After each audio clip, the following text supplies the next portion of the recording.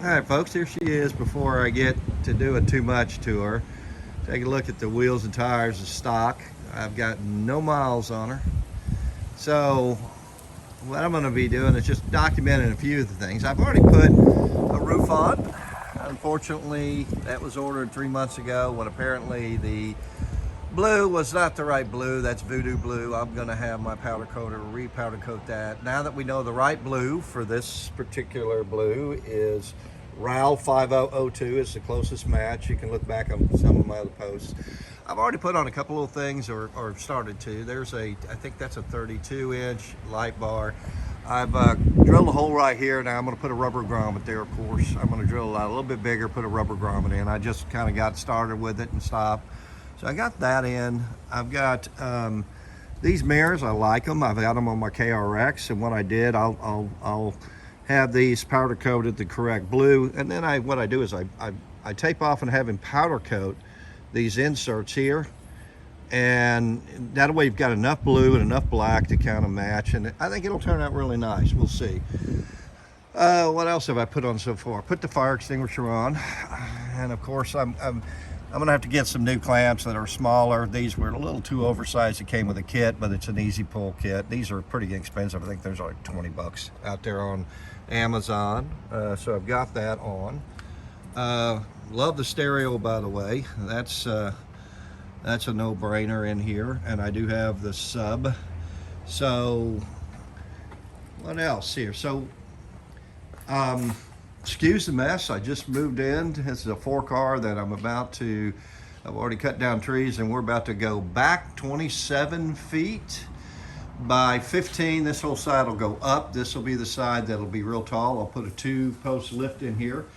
And so right now we just moved in and it's a disaster in here. I got parts everywhere and stuff here. So there's my sub over here in the mess.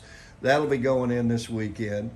There's my System 3s. They turned out really good on 33s from Pro Armor, and got the rings coated. You can look back on previous posts, and so those are going on. Over here through all this mess, I've got the trail armor here, the full trail armors and trailing arms. I've got the mud busters here.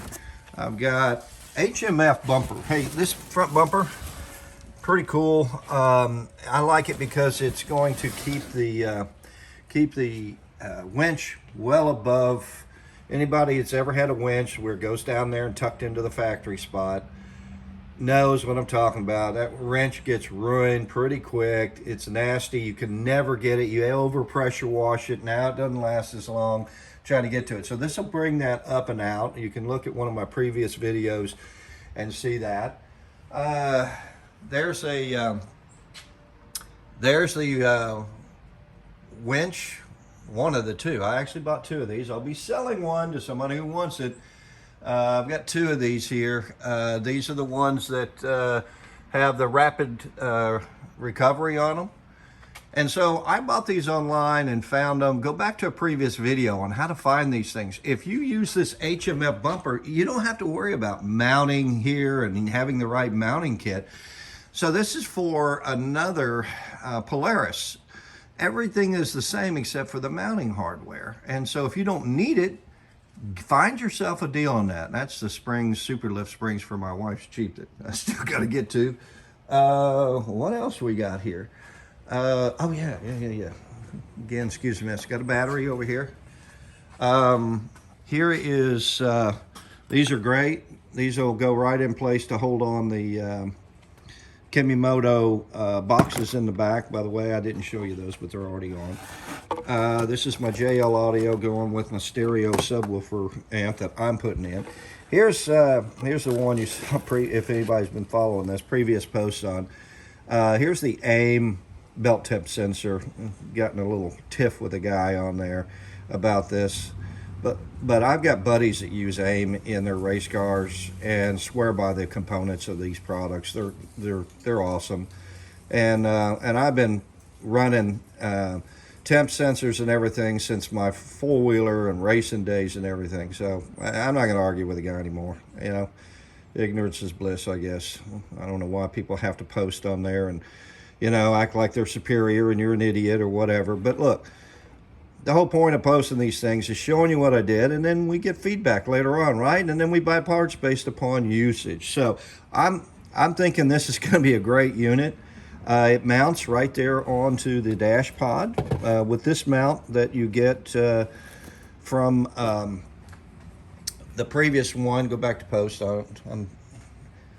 And there's a sub deal for the subwoofer I'm putting in. I'm using a JL audio amp instead of the factory amp, so I'll be wiring that in. Here is, just for those who want to see them, here's the Kimimoto boxes I bought instead of the factory ones. I can't tell the difference, honestly. If the plastic's a little thinner, maybe these clamps are not as good. I forget what they call these from Polaris, but they work just fine. But these boxes seem to be the same. They're pretty dense, thick, got rubber seals on them here. So, you know what, I'm thinking these will be fine.